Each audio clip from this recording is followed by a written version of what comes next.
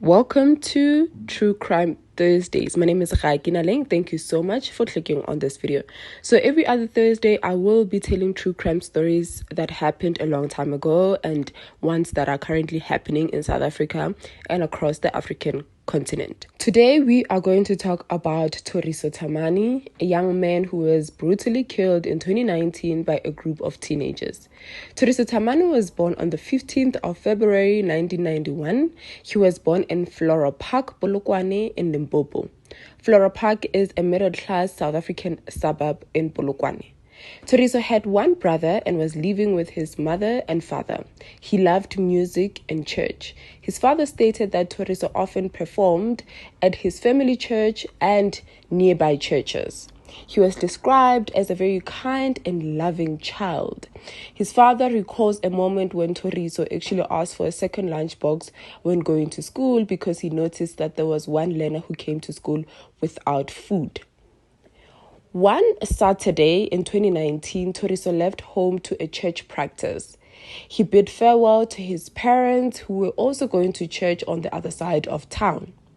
When his parents returned that day in the evening, they noticed that Thoriso had not come back from his church practice. His parents assumed that he was running late and will eventually come back home. They got very panicky when Thoriso didn't show up at midnight, but they had assumed that he probably crashed at one of his friend's place. So they proceeded to go to sleep, hoping that in the morning Thoriso would return.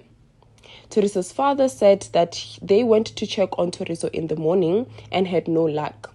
They then started panicking, calling all of Thoriso's friends. One of the friends that they contacted was the one that was with Thoriso a day before at music practice. This friend stated that they actually ended the practice a little bit earlier. Then they offered to drive Thoriso home. When they reached a certain park, Thoriso insisted that he will then walk home from there. And that was the last time they saw Thoriso.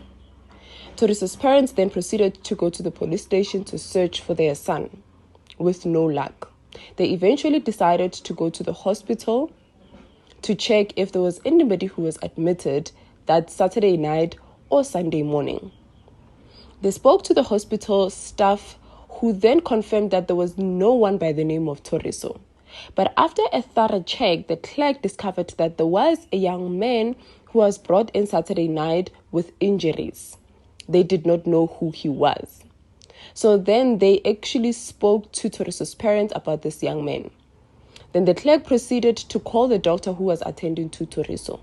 The doctor asked the parent to actually come with him to his office. Thoriso's father said that this is the moment that he knew that his son was no more.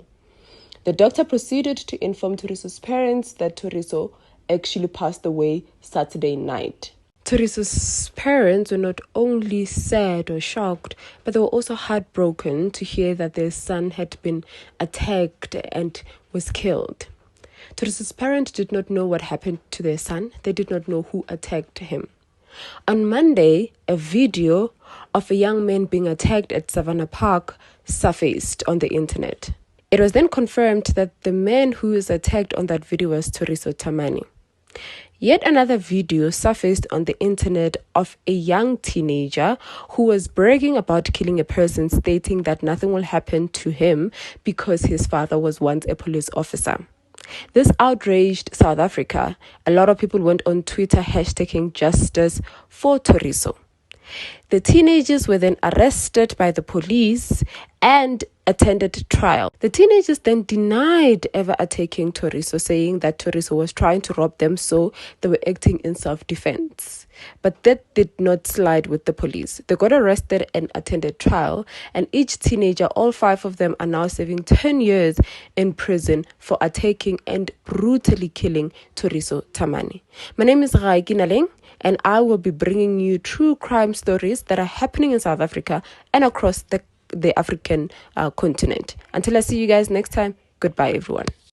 Late last year, our 911 who art in Matura squad, forgive us for our murdering as we forgive those who fight with us.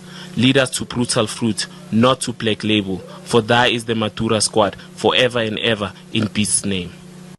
was posted. Sana go go go se bile go bolaile moshe. A ke re ka tse go tshema ka yena le ka se mo jese.